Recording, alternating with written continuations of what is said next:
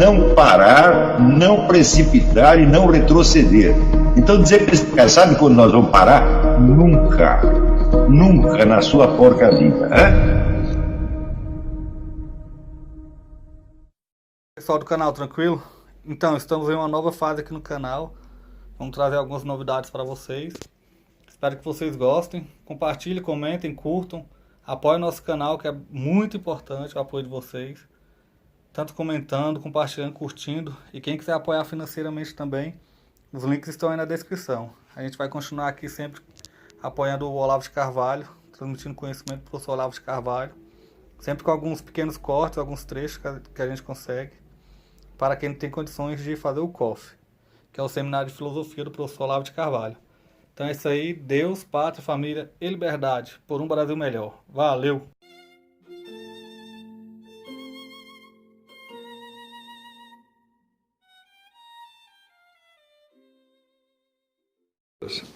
Dar umas explicações sobre o negócio da escola de Frankfurt, que é objeto de tantas confusões e, especialmente, eu acho muito mal conhecida no pessoal, do pessoal conservador, direitista, etc., etc., que condensa a sua concepção do assunto no termo marxismo cultural. O termo não é muito bom e nós vamos ver que, de fato, ele não se aplica muito corretamente à realidade da escola de Frankfurt. Em geral, a ideia que existe na direita, que foi espalhada por autores mais populares, sobretudo através de vídeos no YouTube, é de que é uma vasta operação de demolição das instituições e dos valores morais do Ocidente para a destruição da civilização ocidental.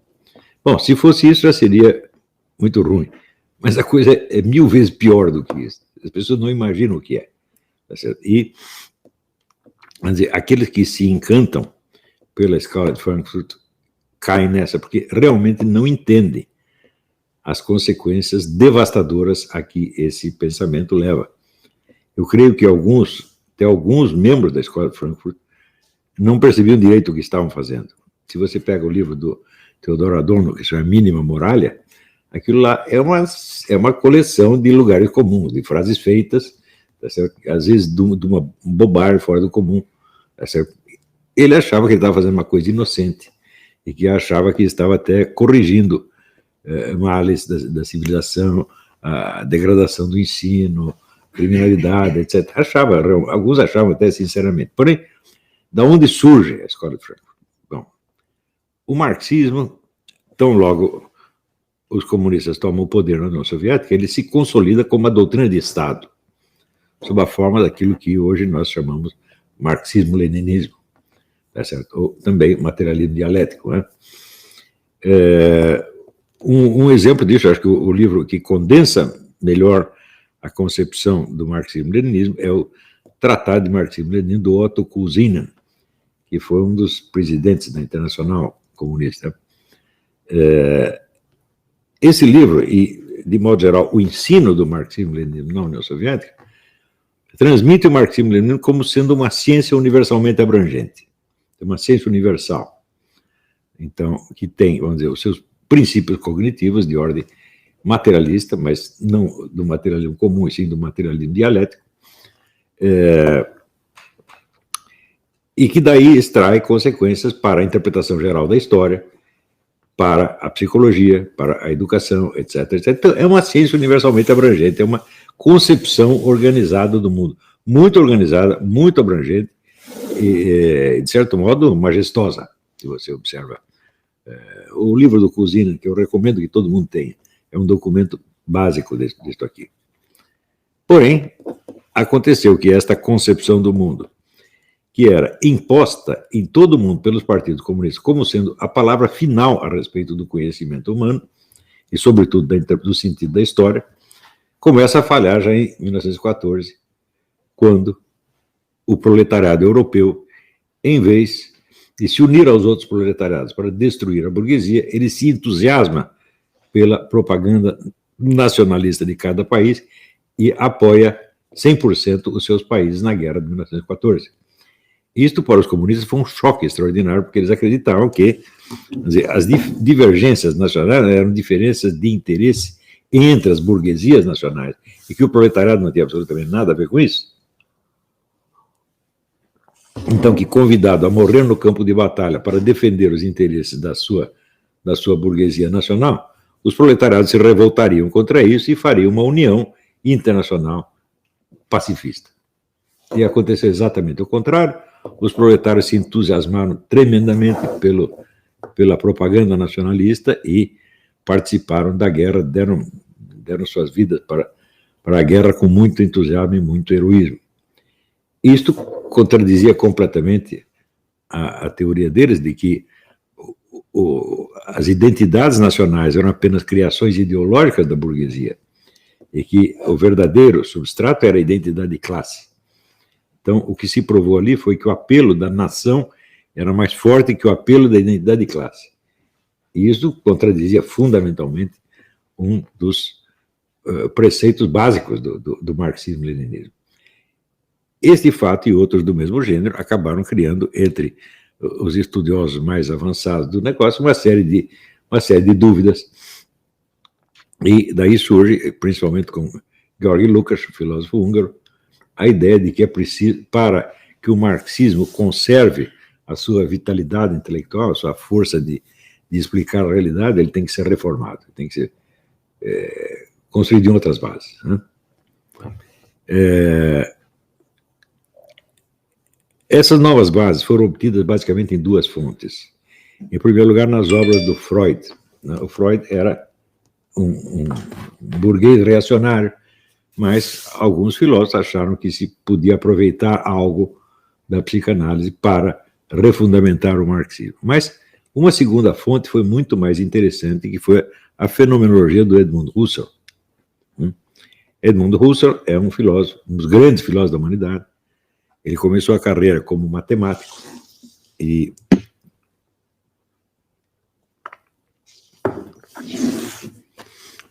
o começo da carreira dele foi uma crítica da lógica do John Stuart Mill. De modo geral, era a lógica dominante no século XIX, que explicava as leis da lógica como leis do pensamento humano. Ou seja, em última análise, as leis da lógica eram leis psicológicas, que era como o cérebro humano funcionava. E o Edmund Husserl disse, olha, isso é completamente absurdo, porque o cérebro humano, afinal de contas, não é nada mais do que um pedaço de matéria, tá certo? E as leis da lógica têm uma validade absolutamente independente de qualquer matéria e independente da fisiologia do cérebro. Ele diz, o fato de 2 mais 2 dá 4 não pode depender do seu cérebro de maneira alguma, porque com cérebro ou sem cérebro, 2 cérebros mais 2 cérebros darão 4 cérebros. Tá certo? Então, ele começa a buscar uma lógica pura, uma lógica que não dependesse, na sua fundamentação, do conhecimento do cérebro humano, do pensamento humano. Uma lógica que fosse a mesma para todos os seres do universo, desde Deus até os anjos, até os cachorros e os ratos. A lógica é a mesma para todos. Tá certo? Então, ele chamou isso de lógica pura. Isso está no livro Investigações Lógicas, que é um macro livro. Inclusive, eu considero que a refutação que ele fez do psicologismo é a teoria do Stuart Mill, que explica a lógica pelo funcionamento do cérebro humano, chama-se psicologismo. A refutação que o Husserl fez do psicologismo, eu considero a melhor refutação de qualquer coisa que já se fez na história humana, porque ele refuta por um lado, daí você, tá bom, tem razão, não, mas isso não é tudo, tem esse outro lado, esse outro, assim, é um negócio absolutamente devastador, não sobra nada. E, então, a ideia da lógica pura, a lógica pura lida com essências. O que são essências? É o que as coisas são, independentemente delas existirem ou não. Então, existe o gato ou não? O gato é tal coisa, né? Então, a lógica pura não lida com entes da realidade da experiência, lida apenas com os conceitos das suas essências. Mas acontece que tudo que acontece dentro da realidade está já delimitado pela lógica das essências. Então, é fácil você ver isso na aritmética elementar. Se 2 mais 2 dá 4, bom, isso não depende de que tais ou quais coisas existem, mas as coisas que existem, somadas 2 mais 2 vão dar 4 de qualquer jeito. Então, o mundo da lógica é o mundo das relações possíveis e necessárias, né? É o mundo da necessidade, o mundo que não pode não ser. Mas ele se refere só às essências e não aos entes reais. Ela se aplica aos entes reais, mas não de maneira totalmente igual à do mundo das essências. Por quê? No mundo das essências não há acidentes, né? Só há relações lógicas necessárias. E este mundo aqui é repleto de acidentes. Então, por exemplo, se você pegar uma bola de ping-pong, ela é igual a outra bola de ping-pong do ponto de vista da essência. Está aqui a essência, a definição de bola de ping-pong. Mas acontece que no mundo real, a bola de ping-pong, além de ser uma bola de ping-pong, ela é uma mercadoria que pode ser vendida, né? Isso quer dizer que ela já tem dois aspectos que um não depende do outro, ou seja, a estrutura física que faz com que uma bola de ping-pong seja uma bola de ping-pong não determina o seu valor como mercadoria nem vice-versa. Então, tudo que existe nesse mundo pode ser visto sob diversos aspectos. Os entes reais não correspondem totalmente às suas essências. Correspondem sob certo aspecto, mas não totalmente. Eles têm aspectos não essenciais. Tá certo? Então, a criação, vamos dizer, da lógica pura pelo Edmund Husserl, então, implicar uma reforma completa do mundo das ciências. Porque de onde vêm os aspectos acidentais? De onde vem o fato de que uma coisa pertença simultaneamente a várias essências? As relações entre as essências são logicamente determinadas, claro.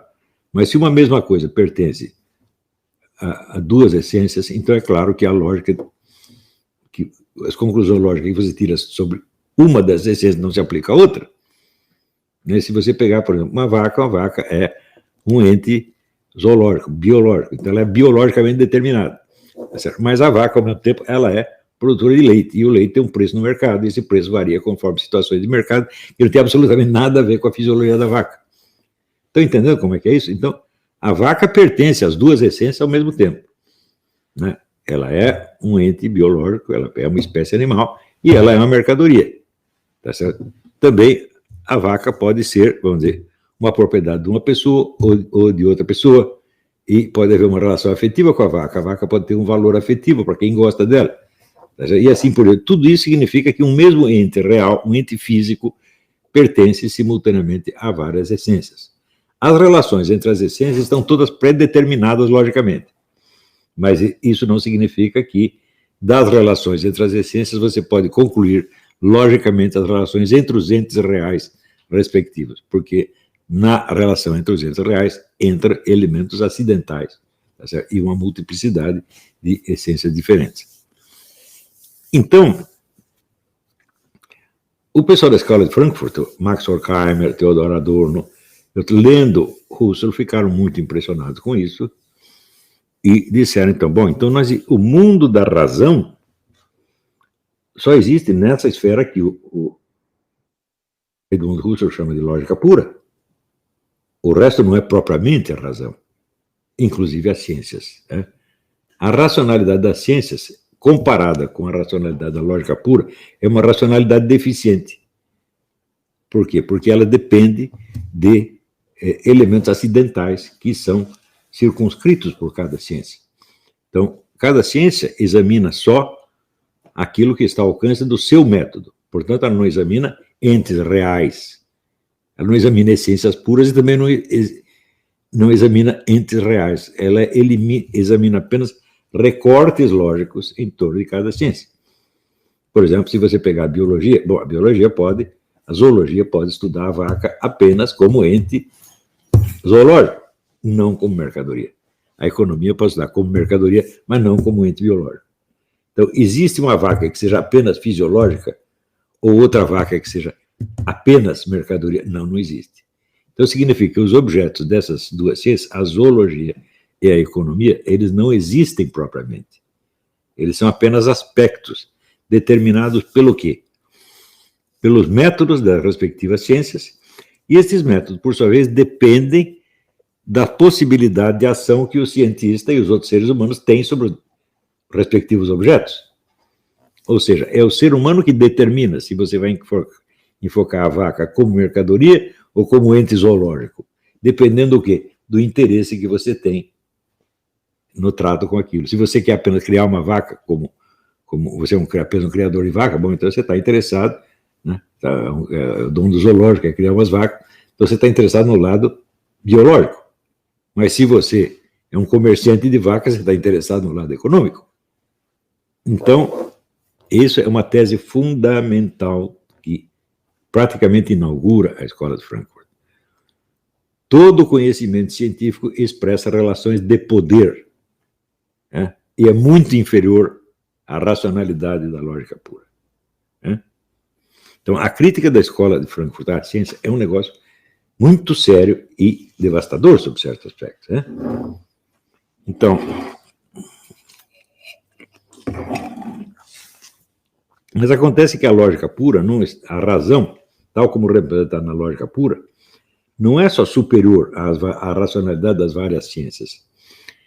Ela é superior a toda a existência efetiva. Porque se cada objeto pertence a várias essências e as relações entre essências já estão predeterminadas logicamente, enquanto os objetos respectivos estão sujeitos a relações acidentais, então significa que a única coisa verdadeiramente séria que tem é a razão suprema, tal como desenhada pelo Russell. E o resto é tudo um quebra-galho. Está entendendo? Daí eles avançam para uma outra tese mais fundamental. Existe a razão suprema e existem várias espécies de razão inferiores. A das ciências, a da economia, a da prática, etc, etc, etc. Isso quer dizer que o mundo da razão ele não se opõe somente aos conhecimentos humanos, mas ele se opõe aos objetos existentes. Ou seja, nada do que existe é realmente racional. Tudo está abaixo da razão. E a única coisa realmente séria é a razão suprema, as relações entre as essências, tal como escrita pelo Russell. E eles tomam essa conclusão na mão e dizem agora o que nós podemos fazer com o tal do marxismo-leninismo. Eles eram adeptos do marxismo, eram admiradores de Marx, e eles todos já tinham decidido que a solução teria que ser materialista. Eles nunca puseram o materialismo em questão. Eles, no começo, eles tinham tido algum interesse por mística judaica, mas logo largaram e negaram tudo. Então, tem que ser só materialismo. Então, do marxismo, eles aproveitaram eminentemente o materialismo. Tá certo? Mas eles viam claramente que o materialismo, o marxismo-leninismo, não podia se sustentar em face da lógica pura do Russell. Russell tinha razão e o marxismo-leninismo, comparado com aquilo, era um nada. Mesmo porque o marxismo-leninismo pretendia captar a racionalidade do mundo real, o mundo real da história.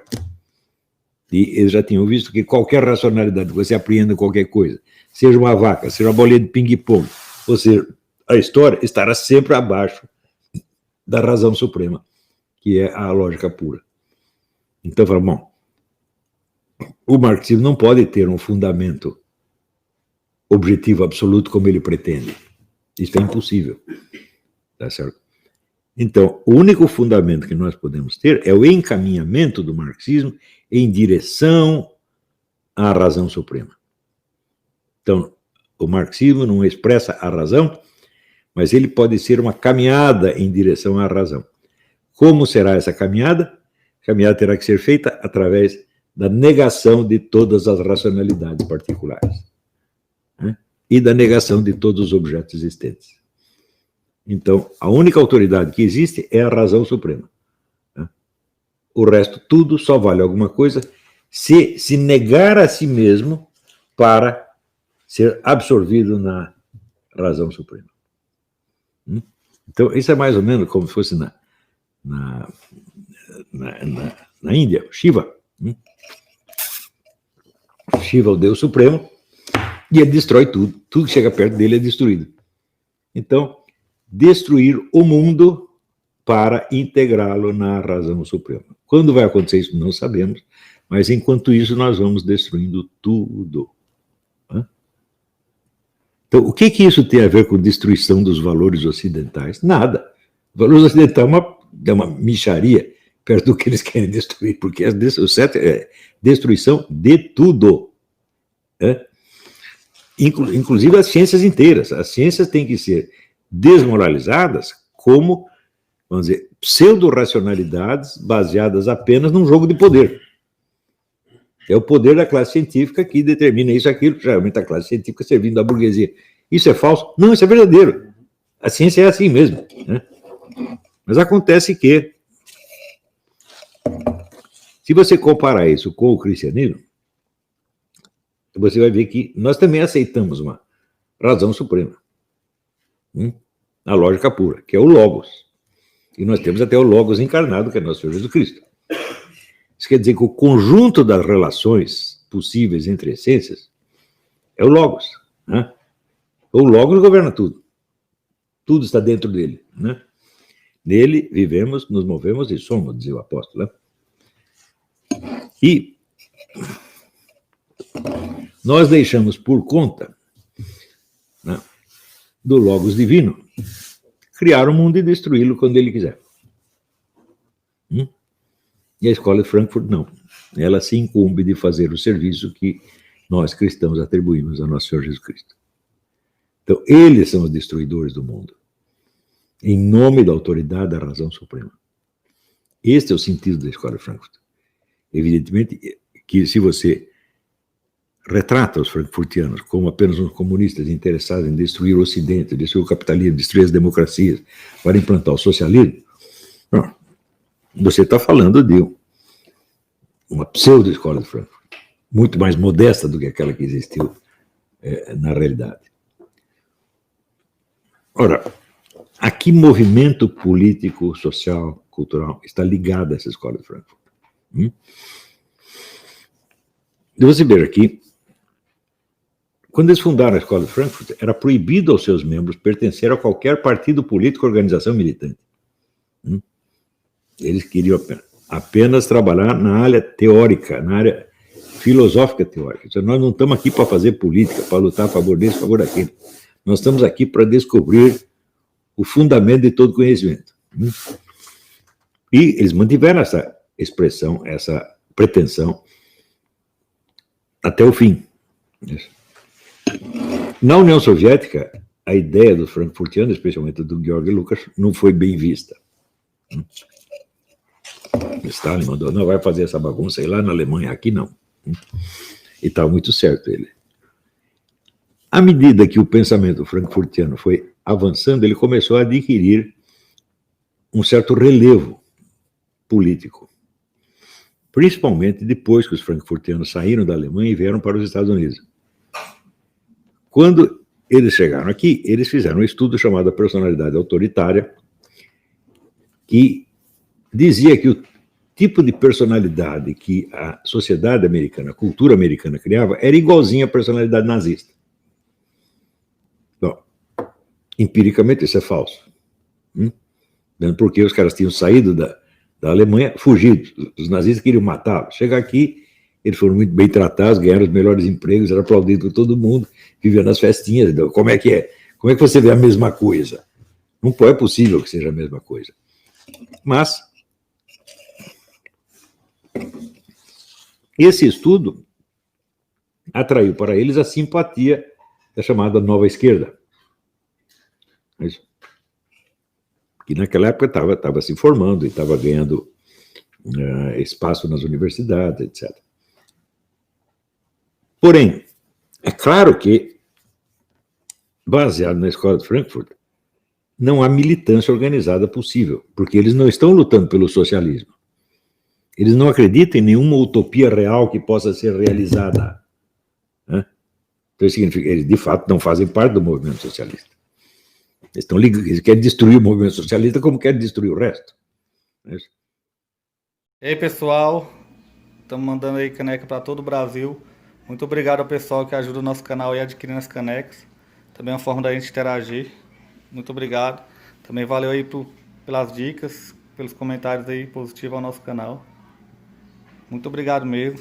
Isso aqui é uma forma da gente manter o canal no ar. Tranquilo? Tamo junto aí, galera. Forte abraço, muito obrigado a todos. Quem quiser é só encomendar, essa daqui já vai para São Paulo, Rio de Janeiro. Todo o Brasil a gente manda. Valeu, tamo junto. O que a direita não aprende comigo, a esquerda pelo menos tenta aprender.